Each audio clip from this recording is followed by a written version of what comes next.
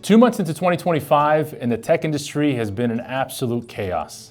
Let's talk about it. So as we all know, the RTX 5070 Ti just came out last week, and there was already a lot of controversy behind it. Jayztwocentz actually did a video that actually broke his NDA with NVIDIA. The biggest problem was pricing.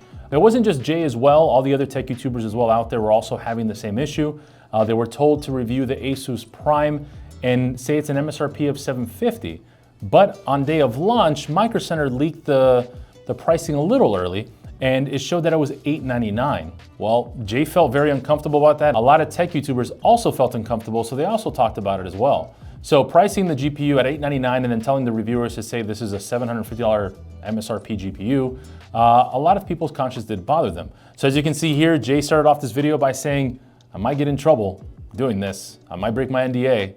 And he clearly did. But at the end of the day, it was for the consumer. And honestly, I was very proud of Jay for doing something like this because that is something that's been very weird in this industry when it comes to actually being transparent with pricing and the way inflation has been happening. We've had tariffs recently, shortages, all the above. A lot of companies do take advantage of that. And unfortunately, it's just been getting worse. So with the release of the RTX 5070 Ti, not only was pricing a little controversial as well, the actual performance was also controversial. So the thing with this generation, if you've noticed, NVIDIA is actually focusing more, saying the 50 series is more of a jump for the 30 series users, not really for the 40 series, which I understand. I guess the biggest thing is we were kind of spoiled with the last generation from the 3090 to the 4090.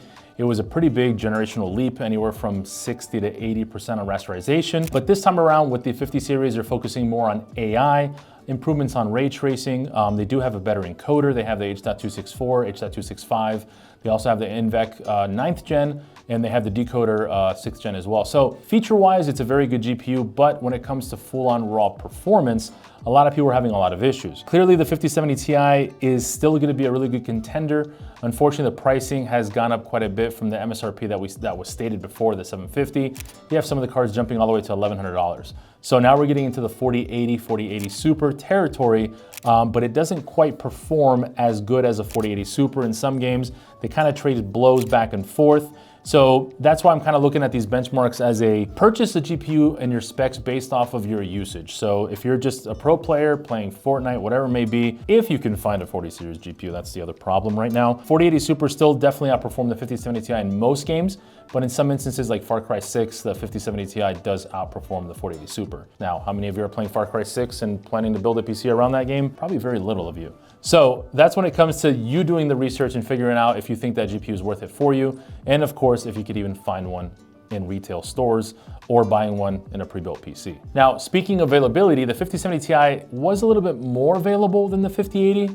Not by much, it was very similar.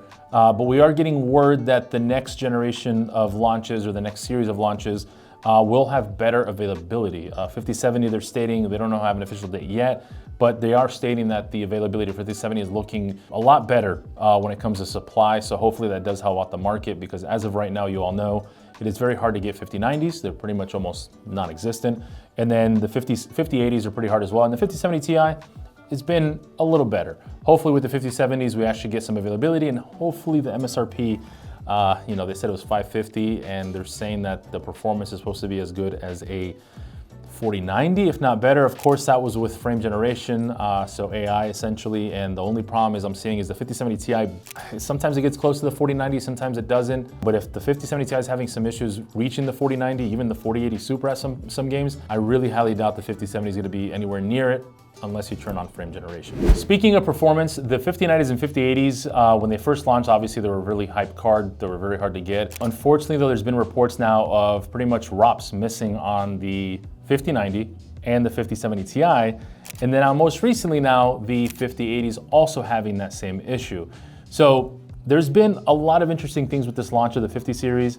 Again, shortages, pricing going up due to tariffs, cables having issues with burning, and now we're having GPUs being shipped without the correct ROP. So the thing is, here at Power GPU, we do our in-house testing. So every PC that gets shipped out, or before it gets shipped out, we actually make sure that the performance is there, and we also make sure that you're getting a GPU that has the right specification.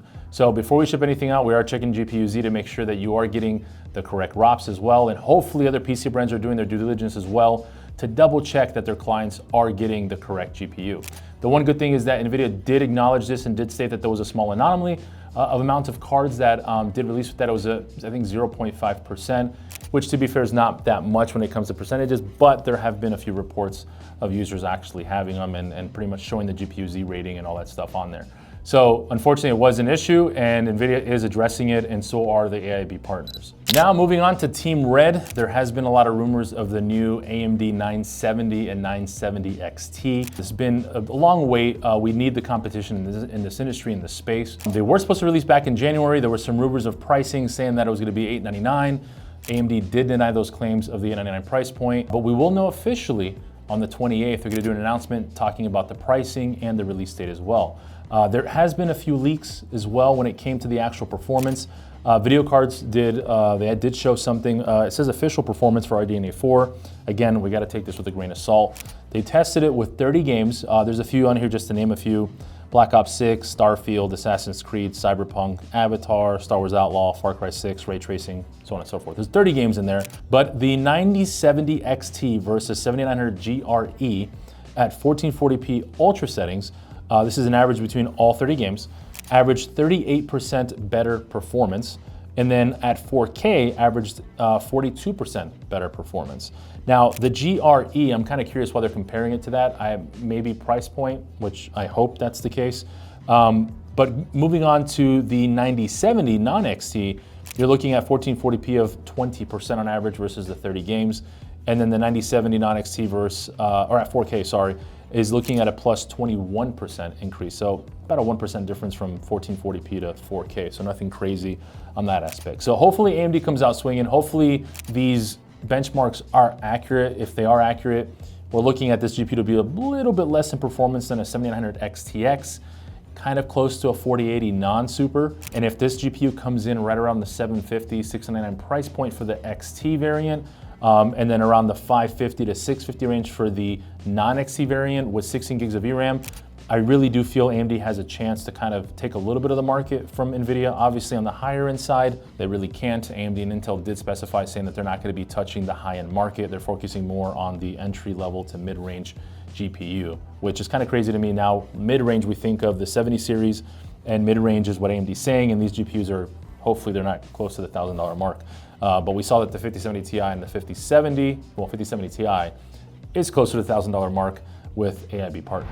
Now, continuing on with Team Red, AMD still has not officially showed off their 9900X X3D and their 9950 X3D.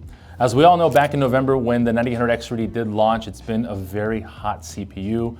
Honestly, it's been hard to keep it on the shelves at Micro Center, at retailers.